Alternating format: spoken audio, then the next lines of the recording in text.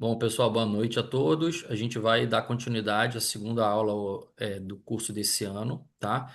A gente vai falar sobre estratificação de risco cardiovascular no paciente hipertenso com o professor Christian, tá? Christian, pode ficar à vontade, cara. Obrigado, Vitor. Obrigado, Beth, pelo convite. É sempre um prazer estar com vocês aqui. Bom, é, como o Vitor falou, a gente vai falar sobre estratificação de risco cardiovascular na hipertensão. Acho que a primeira pergunta que a gente faz é o porquê a gente estratifica, né?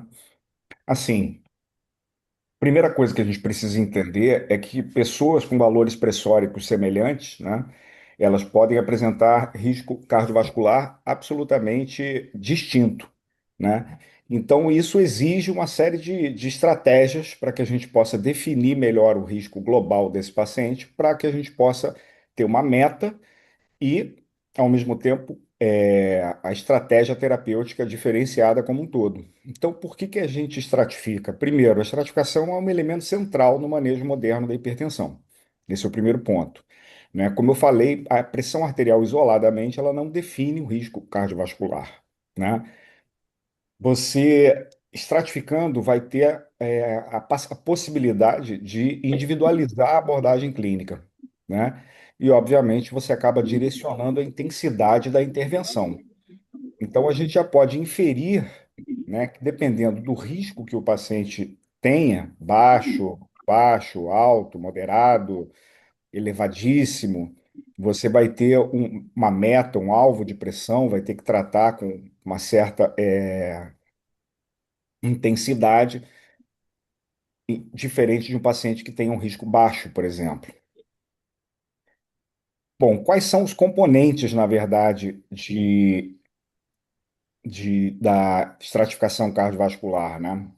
Bom, os componentes da estratificação, hoje em dia, a- as principais diretrizes, né, a americana, europeia, brasileira, elas convergem no ponto em que a pressão arterial, isoladamente, ela não é insuficiente para estimar o risco cardiovascular, né? Então, você tem que integrar uma série de determinantes clínicos, laboratoriais, prognósticos. Então, basicamente, a estratificação de risco cardiovascular na hipertensão arterial, ela leva em consideração nível de pressão arterial, fatores de risco cardiovascular, a presença ou não de lesão de órgão-alvo, e se o paciente já tem uma doença cardiovascular estabelecida, né? Então, assim, fatores de risco cardiovascular, a gente vai considerar o diabetes, a dislipidemia, aterosclerose, sedentarismo, tabagismo, a história familiar em determinadas situações, né? Lesões de órgão-alvo a gente vai falar também. Então, vamos dar só uma olhadinha de como que cada uma das diretrizes, as principais, elas enxergam a estratificação, né? Bom, a American Heart Association, né, americana, ela adota uma abordagem centrada ali na estimativa de risco cardiovascular absoluto, né? Tem meios preditivos aí que estimam a probabilidade do paciente ter um evento cardiovascular num horizonte temporal aí pré-definido, né? Então, eles entendem que pacientes, por exemplo, diabéticos, renais crônicos ou com qualquer doença cardiovascular estabelecida, eles automaticamente já saem classificados como alto risco, independente dos níveis de pressão, independente de lesão de órgão-alvo. É obviamente que esses pacientes, na sua maioria, têm já lesão de órgão-alvo, por já ter doença cardiovascular pré-estabelecida. E para os demais indivíduos, é recomendado que se utilize o score Prevent, né, que é o Predicting Risk of Cardiovascular Disease Events, né? Bom, já a Sociedade Europeia, né, de Cardiologia e de Hipertensão, elas utilizam um conceito de risco cardiovascular global, também integrando os níveis pressóricos, fatores de risco tradicionais, lesão de órgão-alvo, doença cardiovascular manifesta. Então, até que então está bem parecido. No entanto, né, os pacientes eles são classificados, né, nas camadas de estratificação baixo, moderado, alto ou muito alto, de acordo com uma ferramenta diferente. eles recomendam o uso do Score 2, que é o Systematic Coronary Risk Evaluation 2, né? Bom, por fim, o que interessa mais para a gente, dentro da nossa realidade e até mesmo dentro da última diretriz, né, o último guideline publicado pela Sociedade Brasileira de Cardiologia, que eu diria que assim, é um dos melhores guides, né, que a gente tem. A abordagem integrada enfatiza a aplicabilidade clínica, né? Considera estágio da hipertensão, fator de risco, lesão de órgão-alvo e doença associada. Então, assim, a diretriz brasileira, ela acaba adotando o score Prevent, tá? Que também é o mesmo score da American Heart. Por quê? É o único que contempla critérios relacionados aí à síndrome cardiorrenal e metabólica, né? Essa calculadora, ela estima o risco do desenvolvimento de doença cardiovascular em 10 e 30 anos para pacientes que tenham ali em torno de 30 a 80 ou 79 anos, não me recordo muito bem, tá? E permitindo uma avaliação de risco a longo prazo, maior sensibilidade na identificação de pacientes mais jovens com risco elevado, tá? Então, assim, o importante é que, independente de qualquer score que a gente utilize, embora ele tenha ali uma população muito diversa e miscigenada, ele foi desenvolvido a partir de uma base de uma população misturada e diversa, né? Nenhum desses modelos incorporam propriamente dito dados específicos da população brasileira. Então, eventualmente, isso poderia comprometer a precisão da estimativa de risco cardiovascular no nosso contexto, tá? Sempre lembrar que a presença de lesão de algum órgão-alvo ou a doença cardiovascular já manifesta, ela já bota o paciente em alto ou muito alto risco, né? Então, isso demanda intervenções mais precoces e, vamos dizer assim, mais intensivas, né? Muito bem. Lembrando também, um outro ponto é que, uma vez que eu estratifique esse paciente, não é o suficiente. Esse paciente vai continuar um segmento conosco, né? Então, essa classificação, né, de risco, ela precisa ser revista, né? Ela é dinâmica, ela tem que ser revisada periodicamente, porque nada impede que esse paciente, por exemplo, que está sendo tratado, está sendo controlada a pressão dele, em algum momento ele passe a desenvolver uma nefropatia, ou ele passe a ter uma retinopatia, enfim. Então a gente precisa, de fato, acompanhar isso, né, em intervalos que vão variar de acordo com a gravidade, com o risco e com a progressão, né, e com, vamos dizer assim, com a adesão e o controle da hipertensão. Bom, então a gente, quando para de frente para o paciente e a gente decide tomar a decisão de estratificá-lo, a gente tem basicamente quatro perguntas para serem feitas, né? Qual o nível de pressão arterial que esse paciente tem? Se ele tem fator de risco cardiovascular? Se existe lesão de órgão-alvo e qual o risco cardiovascular global? Bom, qual o nível de pressão a gente vai estar aferindo ali na pressão de consultório. Em determinadas populações, a gente vai lançar mão e fazer uso de monitoramento extraconsultório, seja a monitorização ambulatorial da pressão arterial ou a monitorização residencial da pressão arterial, né? Isso vai definir em que nível de pressão esse paciente se encontra, né? Se ele está no nível de pressão é, moderada, alta, muito alta, enfim. Vai colocar ali dentro daqueles quadradinhos, né, que a gente vê lá, daquelas tabelinhas de nível de pressão dos guidelines.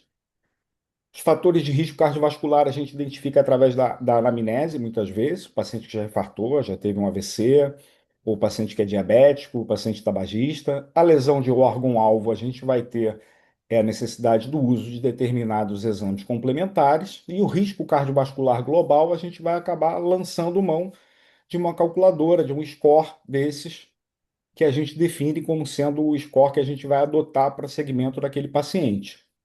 Bom, vamos lembrar então aqui, basicamente, como é que a gente faz o diagnóstico das lesões de órgão-alvo. Bom, se a gente está pensando no coração, a gente tem duas formas de fazer essa lesão de identificar a lesão de órgão-alvo, que no caso seria a hipertensão ventricular esquerda, né?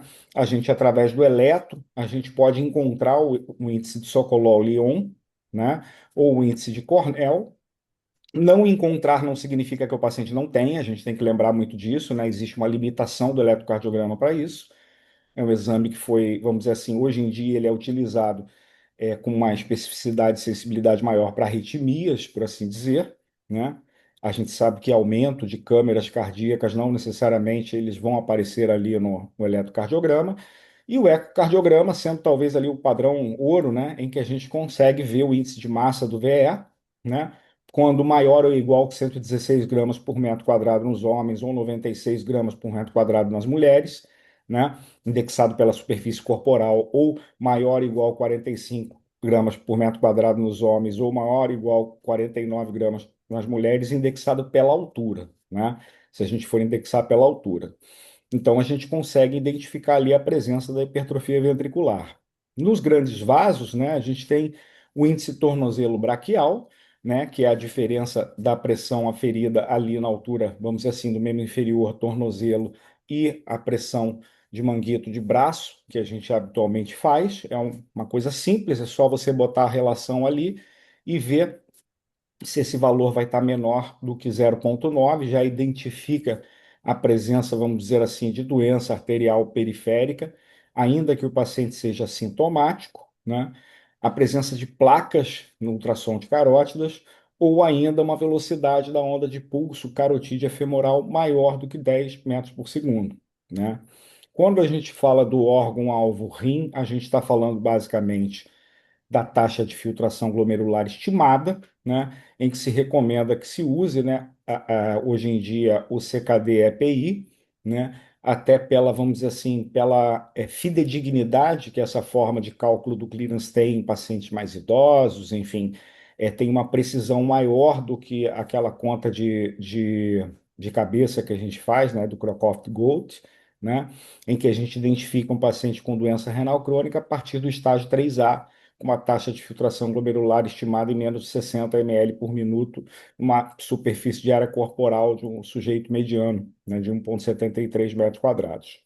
Ou a presença de albuminúria, que pode ser mais de que 30 miligramas nas 24 horas, ou relação albumina-creatinina maior ou igual que 30 miligramas por grama, né?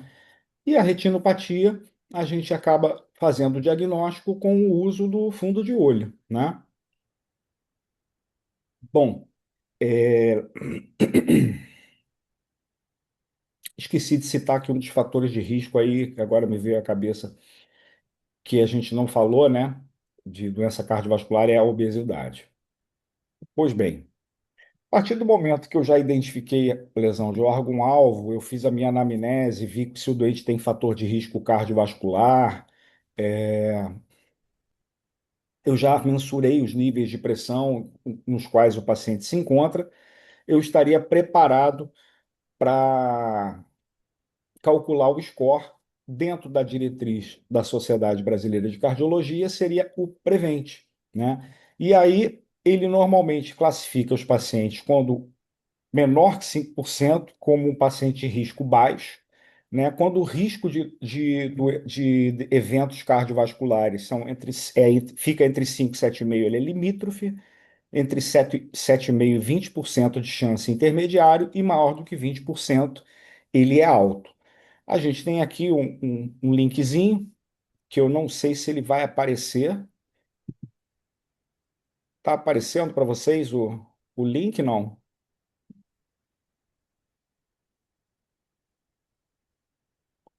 Bom, Tá aparecendo só o quadro mesmo, Christian, ao embaixo, quadro. Então, limite, já imaginando intermitente. que ele não fosse migrar para a internet, eu fiz um print anteriormente e o que a gente vê quando a gente entra nesse link é exatamente os dados que nós temos que colocar, né? Aqui a gente está escolhendo a avaliação do risco da doença cardiovascular.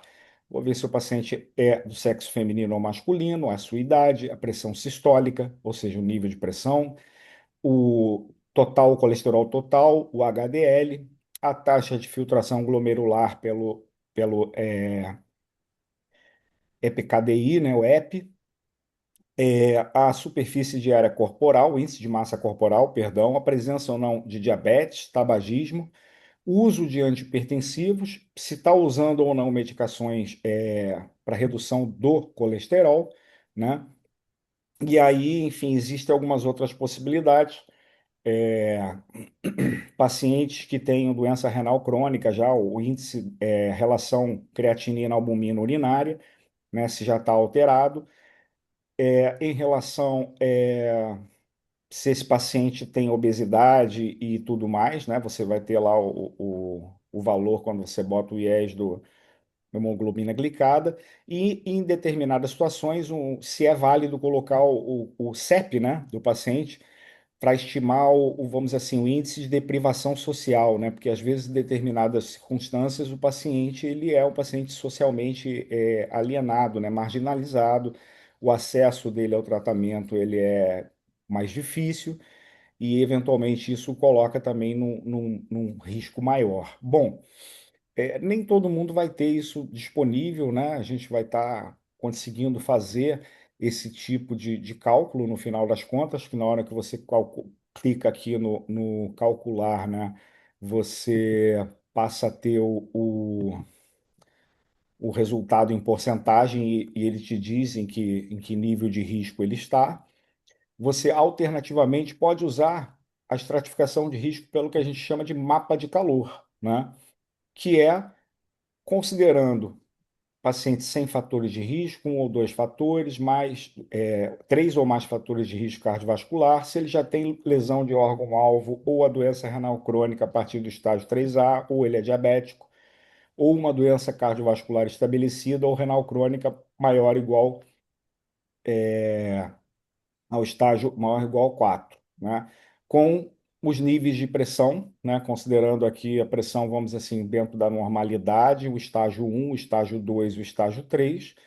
E a gente vai cruzar esses valores e vai chegar à conclusão se esse paciente é um paciente de risco baixo ou é um paciente de risco moderado, alto ou muito alto. E aqui uma forma clara da gente ver que níveis de pressão por si só, sozinho, ele não estratifica risco cardiovascular, né? Veja, um paciente que tem aí uma hipertensão entre 140 e 159 de sistólica, ele está no risco baixo se ele não tiver fator de risco. Mas se ele tiver um fator de risco, ele já está num risco moderado. Se esse paciente, porventura, tiver uma lesão de órgão-alvo, ele já está em risco muito elevado, né? E vejam que o doente que tem doença renal crônica, né, ser no estágio 3 ou diabetes, ele já sai de imediato de um risco alto ou muito alto. Então, a impressão que nós temos é de que isso é mais visual do que a calculadora que a gente utiliza ali no site, mas os dois podem ser utilizados, né? Bom, como a gente está dentro de um ambiente em que a gente atende muitos pacientes, ou basicamente pacientes dentro de uma população de hipertensos, uma população especial, que é o hipertenso resistente, a gente não pode deixar de falar que a realização do mapa ou da MRPA, além de aumentar a acurácia diagnóstica, né, permite identificar a hipertensão mascarada, identificar a hipertensão do avental branco, melhora a estratificação de risco, até porque um paciente que tem a hipertensão mascarada ou hipertensão do avental branco, ele tem que ser, vamos dizer assim, estratificado para risco cardiovascular da mesma forma que o paciente hipertenso, né? Então, esses pacientes, eles são, inclusive, estratificados, né, quanto ao risco cardiovascular, da mesma forma que um paciente que tem hipertensão sustentada ou não controlada, né, incluindo a presença ou não de lesão de órgão-alvo, né. Esses pacientes vão ter um fator de risco acima da população normotensa verdadeira, né. Bom, existem outros marcadores adicionais de risco? Sim, hoje em dia a gente tem disponível, né, alguns marcadores que poderiam ajudar a refinar a estratificação, como o score de cálcio coronariano, alguns biomarcadores, né, cardiovasculares, não vamos entrar em detalhes aqui, né, eles seriam, digamos assim, uma forma de um refinamento na estratificação, especialmente em pacientes de risco intermediário, mas ainda não se recomenda, por exemplo, a dosagem rotineira de homocisteína, insulina e outras dosagens hormonais, né? Talvez no futuro a gente consiga ter aí alguma coisa que venha a somar junto com o que a gente já usa tradicionalmente para a estratificação, né? Aqueles quatro itens, né? O nível de pressão, presença de fator de risco, lesão de órgão-alvo e doença cardiovascular já manifesta. Então, basicamente, para, digamos assim, sintetizar o que foi falado, né? Eu tenho um paciente hipertenso, eu vou avaliar os fatores de risco, além da hipertensão, vou pesquisar a lesão de órgão-alvo, vou aplicar o risco cardiovascular global, seja pelo Prevent ou pelo mapa de calor, e a partir do momento que eu tenho a classificação desse risco, baixo, moderado, alto, muito elevado, eu vou tomar a decisão de tratamento, vou nortear meu tratamento, se ele vai ser mais intensivo, qual é a minha pressão-alvo. Enfim, é claro que existem outras nuances. Às vezes o paciente é um idoso frágil, tem outros comemorativos que, sem dúvida, influenciam na escolha e na intensidade do tratamento. Mas o algoritmo basicamente é esse aqui. Então, a mensagem final que eu deixo, né, é que assim, é, a gente não perde tempo estratificando, tá? Na verdade, a estratificação de risco cardiovascular é o elemento central na abordagem moderna da hipertensão, tá? Permite individualização terapêutica, sim, redução sustentada de eventos cardiovasculares, né? Então, sem sombra de dúvida, não é uma etapa no approach do paciente hipertenso que a gente deva pular ou fazer mais ou menos, né? Então, isso faz com que vocês entendam, por exemplo, por que que sistematicamente os pacientes que fazem parte, né, do programa de hipertensão arterial, do ProHeart, eles estão sempre repetindo o eletro, estão sempre repetindo o eco, estão sempre fazendo a relação creatinina-albumina, fazendo albuminúria. Enfim, são pacientes que estão ali sempre tentando fazer o fundo de olho. Por quê? Porque, como eu disse, isso é dinâmico, isso muda. E num paciente que tem um nível de pressão mais elevado, ele está sujeito a uma evolução, vamos dizer assim, mais rápida, né? E a um risco cardiovascular maior. E é por isso, então, que a gente insiste muito na questão da estratificação. Eu acho que eu consegui, pela primeira vez na minha vida, ser conciso, objetivo, e agradeço a todos que estão aí, né? Mais uma vez, a Beth, ao Vitor, né? E deixo agora aí o tempo para os moderadores, né, ficarem à vontade, as pessoas que estão assistindo, se tiverem alguma dúvida que eu saiba explicar, obviamente, fico à disposição, gente. Deixa Obrigado, eu Cris. parar de gravar, tá? Ok, eu tiro aqui.